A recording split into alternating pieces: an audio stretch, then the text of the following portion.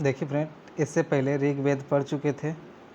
आज जो पढ़ने जा रहे हैं उससे आगे यजुर्वेद, सामवेद और अथर्ववेद के बारे में। तो यजुर्वेद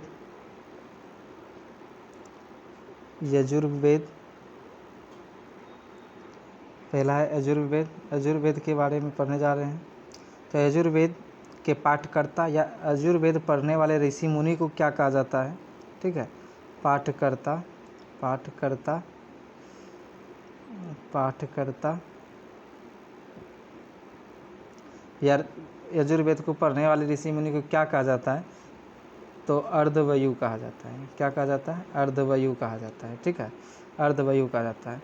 और यजुर्वेद के ब्राह्मण ग्रंथ को क्या कहा जाता है?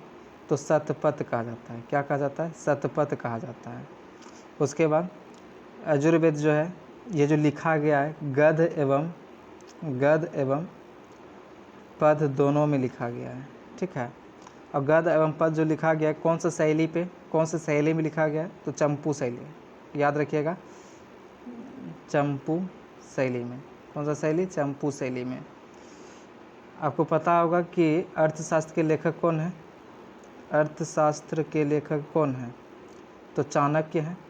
चाणक्य या विष्णुगुप्त या कौटिल्य, एक ही नाम है। ठीक है, तो अर्थशास्त्र के जो लेखक है वो कौन है? चाणक्य, विष्णुगुप्त या फिर आपका कौटिल्य है। ठीक है, ये किस पे आधारित पुस्तक है? तो ये राजनीति पे आधारित पुस्तक है। तो यह भी पुस्तक जो लिखा गया ये भी चंपू शैली में ही लिखा गया है। ठीक है, और एक सवाल अर्थशास्त्र बनता है क्या कि अर्थशास्त्र के जनक किसे कहा जाता है? अर्थशास्त्र के जनक किसे कहा जाता है?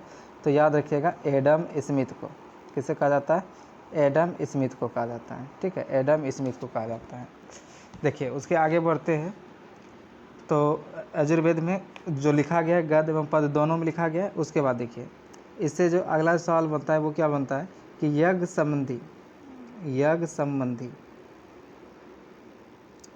संबंधी सभी कर्मकांड या विधि विधान का जो पता चलता है किस वेद से चलता है? यजुर्वेद से। ठीक है, भूकंप या अकाल कैसे समाप्त होगा? भूकंप या अकाल कैसे समाप्त होगा, इसका भी चर्चा किस में है? यजुर्वेद में है।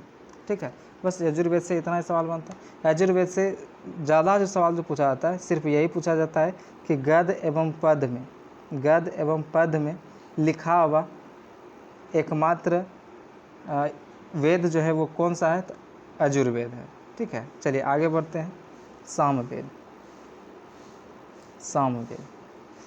के बारे में जानते हैं। तो सामवेद जो लिखा गया है पद में लिखा गया है। और सामवेद पढ़ने वाले ऋषि मुनि को क्या कहा जाता है? या पाठकर्ता को क्या कहा जाता है? तो इसे जो कहा जाता है उदात्त्री कहा जाता है। ठीक है, क्या कहा जाता है? उदात्त्री कहा जाता है। उसके बाद सामवेद के ब्राह्मण ग्रंथ को क्या कहा जाता है? तो ब्राह्मण ग्रंथ को जो कहा जाता है क्या कहा जाता है? पंचवीस कहा जाता है। क्या कहा जाता है? पंचवीस कहा जाता है। उसके बाद देखिए, ध्यान दीजिएगा, साम का जो अर्थ जो होता है वो क्या होता है? गान होता है। ठीक है, साम का अर्थ जो होता है वो क्या होता है? गान होता है। यही कारण है कि सामवेद को भारतीय संगीत का जनक कहा जाता है। ठीक है, भारतीय संगीत का जनक किसे कहा जाता है? तो सामवेद को कहा जाता है। और एक सवाल बनता है कि कौन सा वेद विशिष्ट ऐतिहासिक घटनाओं का वर्णन नहीं मिलता है या नहीं करता है? ठीक ना, तो एक सामवेद हो जाता है और एक यजुर्वेद। ये दो वेद हैं जो कि विशिष्ट ऐतिहासिक घटनाओं का वर्णन इसमें से नहीं मिलता है। ठीक है, तो सामवेद से जो आपका क्वेश्चन बनेगा मात्र एक यही बनता है, सबसे ज़्यादा जो बनता है कि भारतीय संगीत का जनक कौन सा है। ठीक है, चलिए आगे बढ़ते हैं। उसके बाद जो है आपका कौन सा है? अथर्ववेद। इसके बाद जो है आपका कौन सा है? अथर्ववेद है। अथर्ववेद।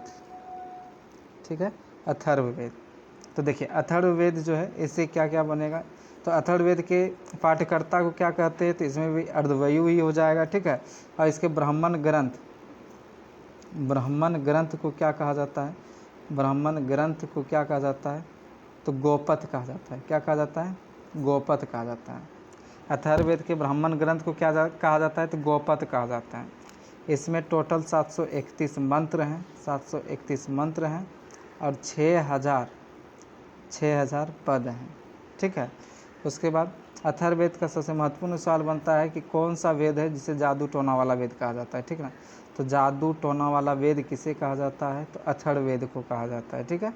उसके बाद देखिए इससे और जो सवाल बनेगा कि कन्याओं के जन्म की निंदा किस वेद में किया गया है, तो अथर्ववेद में किया गया है। ठीक है। मानव जीवन के सभी पक्ष जैसे कि घर निर्माण, कृषि, विवाह, व्यापार, निकाह, ठीक है, चुनाव, ये सारी चीज़ जो आता है ये अथर्ववेद में ही आता है। महत्वपूर्ण जो सवाल है देखिए क्या है कि सभा एवं समिति को प्रजापति की दो पुत्रियां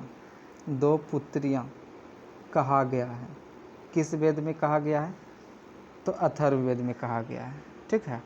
उसके बाद गौत्र की संपूर्ण जानकारी किस वेद में मिलता है, गौत्र की संपूर्ण जानकारी जो मिलता है किस वेद में मिलता है, तो ये भी अथर्ववेद में ही मिलता है। ठीक है। अब पृथ्वी को माता के रूप में जो स्वीकार किया गया है किस वेद में, पृथ्वी को माता के रूप में जो स्वीकार किया गया है किस वेद में, तो अथर्ववेद में किया गया है। तो उसके बाद आगे देखिए कि वैदिक लोगों के द्वारा प्रयोग किया गया प्रथम धातु क्या था, तो ये तांबा हो जाएगा। और इसका प्रमुख अन्न खाने वाला, ठीक है, अन्न जो था ये क्या था, जौ था। जौ को यव कहा जाता है। ठीक है। और उसके बाद वैदिक आर्यों का प्रमुख भोजन क्या था, वैदिक आर्यों का प्रमुख भोजन क्या था, तो दूध और इसके उत्पाद जो होता है, ठीक है, जैसे घी हो गया, मक्खन हो गया, ठीक है ना, ये सारी चीज़ इसके वैदिक आर्यों का प्रमुख भोजन हुआ करता था। एक और बहुत ही महत्वपूर्ण सवाल पूछा जाता है कि ऋग्वेद में पुरंदर शब्द का जो प्रयोग हुआ है किसके लिए हुआ है, ऋग्वेद में पुरंदर शब्द का जो प्रयोग हुआ है किसके लिए हुआ है, पुरंदर शब्द का प्रयोग, ठीक है, पुरंदर शब्द का प्रयोग जो है किसके लिए हुआ है, तो इंद्र के लिए हुआ है। किसके लिए हुआ है, इंद्र के लिए हुआ है। उसके बाद अगला जो सवाल है आपका वो क्या है कि सबसे प्राचीन वेद कौन सा है, सबसे प्राचीन वेद कौन सा है, तो ऋग्वेद है। और सबसे बाद का जो वेद है वो कौन सा है, अथर्ववेद है। ठीक है। चलिए ये था कुछ वेद से महत्वपूर्ण जो कि सवाल, थोड़ा सा रिवाइज कर लेते हैं। देखिए ऋग्वेद,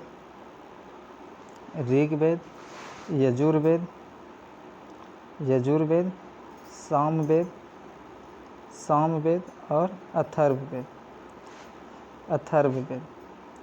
तो देखिए ऋग्वेद जो है ये सबसे प्राचीन वेद है। ठीक है, सबसे प्राचीन वेद है। 10 मंडल है, 228 सूक्ति हैं और 10,462 ऋचाएँ हैं। ठीक है।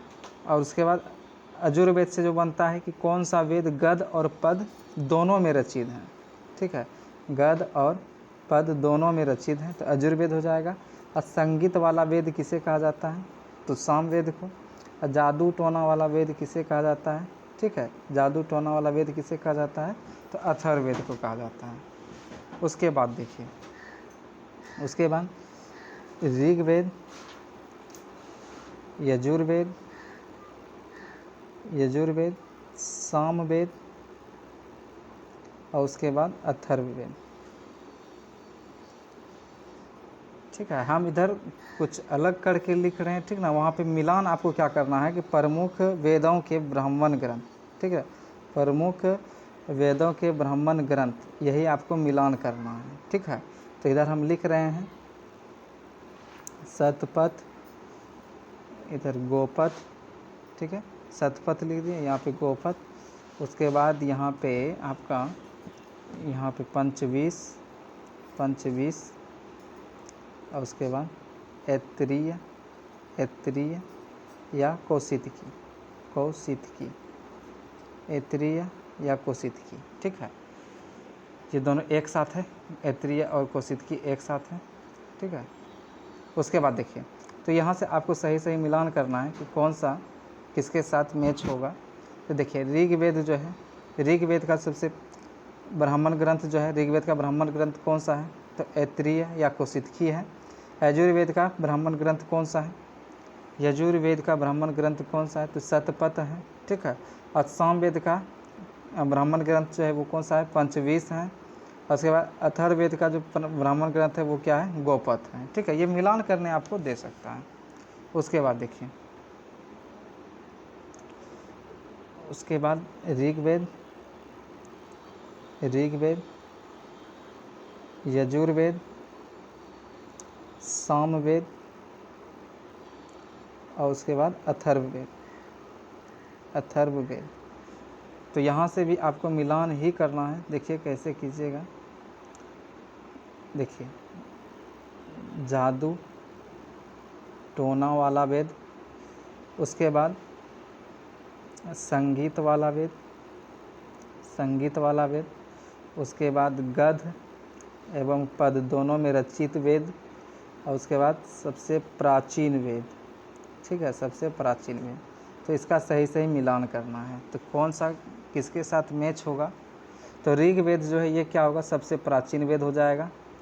उसका यजुर्वेद जो होगा ये क्या होगा, गद्य और पद दोनों में रचित वेद होगा। सामवेद जो होगा ये क्या होगा, संगीत वाला वेद होगा।